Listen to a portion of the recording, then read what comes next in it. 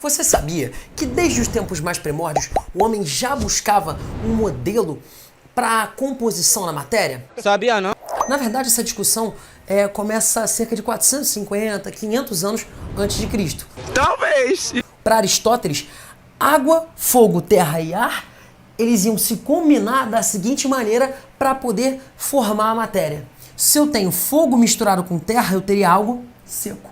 Se eu tenho terra misturado com água, eu teria algo frio. Se eu tenho água misturado com ar, eu teria algo úmido. E se eu tenho ar misturado ao fogo, eu teria algo quente. Então, na Grécia Antiga, a matéria era explicada de maneira mais aceita por esse modelo.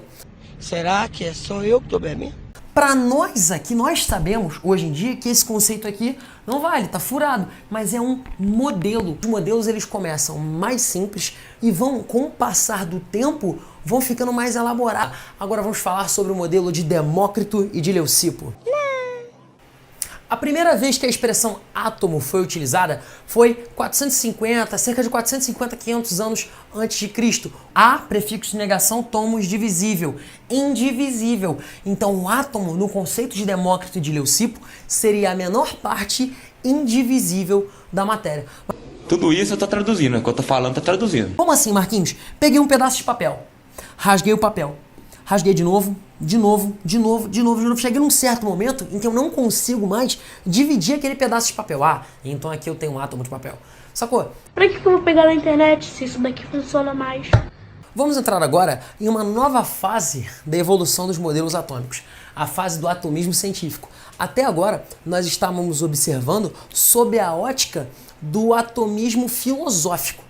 O modelo de John Dalton, em inglês John Dalton, era o modelo chamado de modelo da bola de bilhar. Marquinhos, mas o que é bilhar, monstrão? Não sei. Bilhar é a mesma coisa que sinuca, beleza?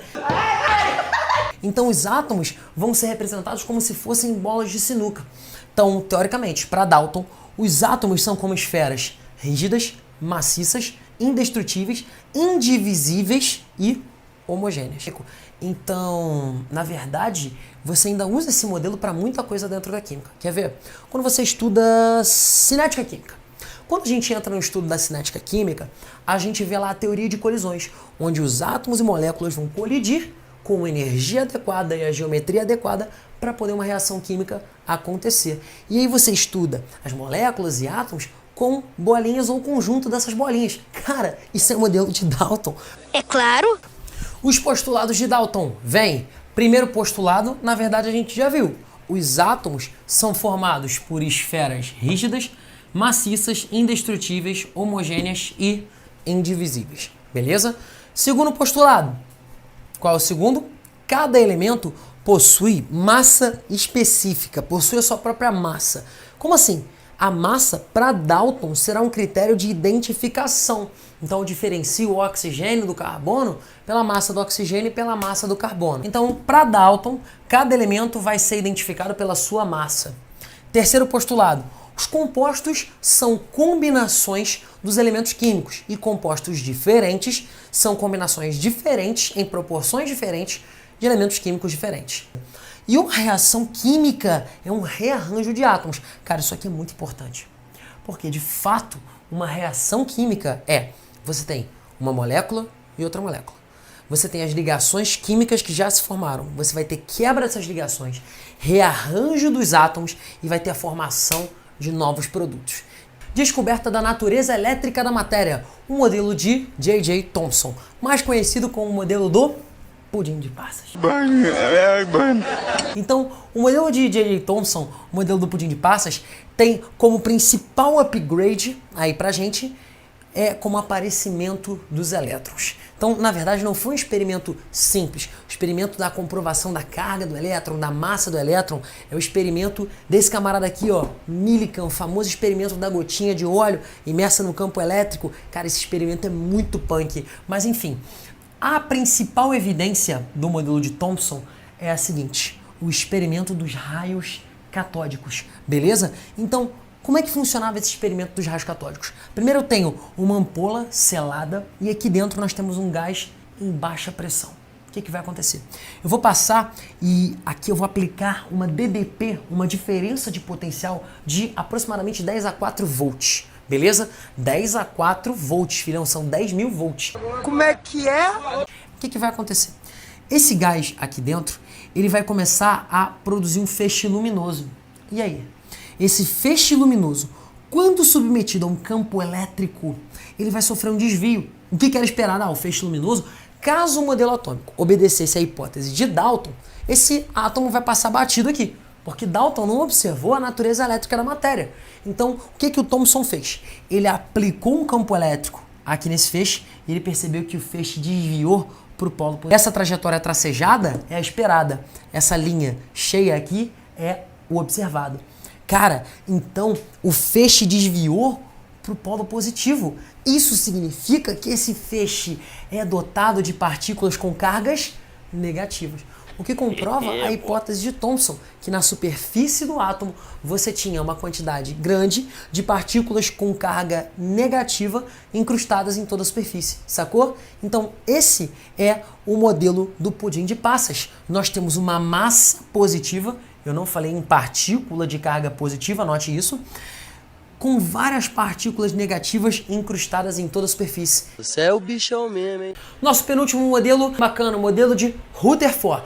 Galera, na verdade, Rutherford e seus colaboradores estavam fazendo um experimento para tentar ver se conseguiam mais evidências de que o modelo atômico de Thomson realmente valia. Então, como é que o experimento acontece? Nós temos uma fonte de partículas alfa, que era uma amostra de polônio, que vai emitir essas partículas alfa.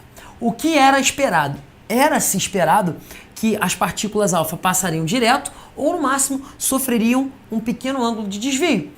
Até que um dos pesquisadores da equipe de Rutherford, chamado Geiger, falou o seguinte: poxa, Rutherford, e se a gente for olhar para ângulos mais abertos? Foi aí que Rutherford se surpreendeu. Caraca, eu encontro partículas alfa que estão sofrendo desvios absurdos, chegando até a voltar para a fonte de origem. Caraca, como assim voltar para a origem? Tipo, uma bala que você atira, bate na parede e volta para você. Então, para Rutherford, com base nessa observação, os átomos deveriam ser rígidos no núcleo. Ou seja, eu vou ter colisões que vão fazer com que os átomos de ouro e as partículas alfa aqui se choquem. Eu tenho colisão, tenho choque efetivo. Então, pum, colidiu, desviou. Pum, colidiu, desviou. Então a conclusão de Rutherford era que o átomo era formado por duas regiões e eu tinha uma região central chamada de núcleo e uma região ao redor desse núcleo chamada de eletrosfera. Então nós temos um modelo de Rutherford e uma grande falha. Por quê? Teoricamente, de acordo com as afirmações da física clássica, se você tem uma carga negativa orbitando ao redor de uma carga positiva em trajetória circular, vai então se aproximando até que até que ela colide com o núcleo. Então você teria aqui a grande falha do modelo, que seria o colapso dos elétrons com o núcleo. Então Rutherford acabou deixando esse espaço no modelo, que só foi realmente corrigido depois, através dos postulados de Niels Bohr. Então, a gente vem no atomismo científico até esse modelo de Rutherford. No modelo de Bohr, a gente já parte para o tomismo científico, que é uma parte mais bem detalhada dos modelos atômicos e que a gente começa a tratar um pouquinho mais de mecânica quântica para poder trabalhar com os modelos atômicos. Galera, aqui no modelo de Rutherford somado aos postulados de Bohr, Bohr vem com a ideia de propor alguns postulados para poder resolver aquele problema, possível colapso dos elétrons com o núcleo. Então, Bohr propôs, primeiro, o átomo vai ser dividido em camadas. Então, são 7 camadas. Todo átomo tem 7 camadas? Não necessariamente. Depende do número de elétrons que esse átomo tem. Por isso que lá na tabela periódica nós temos 7 períodos. Cada período indica o número de camadas que aquele elemento daquele período tem. E nós temos também a quantização da energia. Como assim energia quantizada? Tipo assim, Marquinhos, me dá um exemplo de algo que seja quantizado.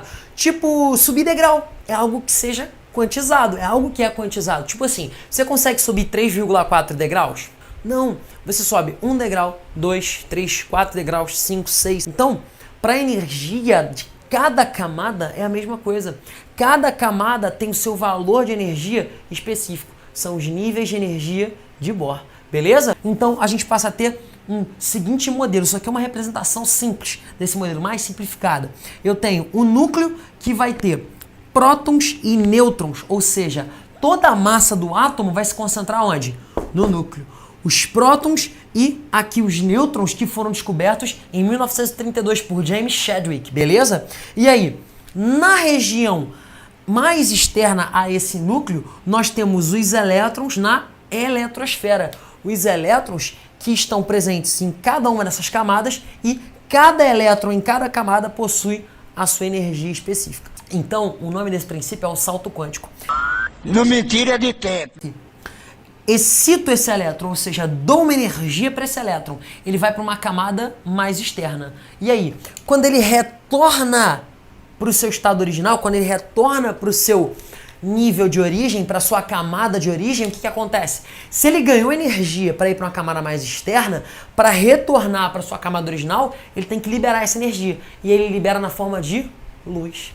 Não necessariamente você vai enxergar essa luz, mas se ela cair na região do visível, você consegue enxergar. Não se esqueça, a liberação de energia, meus amores, é sempre no retorno ao estado fundamental. Na forma de quê? A energia vai ser liberada na forma de luz. Beleza? Ah, Marquinhos, e o que vai definir se a energia vai ser liberada na forma de luz amarela, na forma de luz azul, ou luz ultravioleta, que eu não vou enxergar, ou luz infravermelho, que eu também não vou enxergar? O que vai definir é o comprimento de onda dessa radiação. Então, a relação energia versus comprimento de onda, que lá na física vocês aprenderam, que é representado como lambda, a gente tem energia relacionada com lambda, com comprimento de onda, por uma simples equação. E é igual a H vezes C sobre lambda. H e C são duas constantes. H é a constante de Max Planck. C é a velocidade da luz, 3 vezes 10 a 8 metros por segundo. Então, são valores constantes, não vão mudar, não me interessam aqui agora. Me interessam energia e comprimento de onda. Qual é a relação? Gente, a gente está enxergando aqui que isso é uma proporção inversa.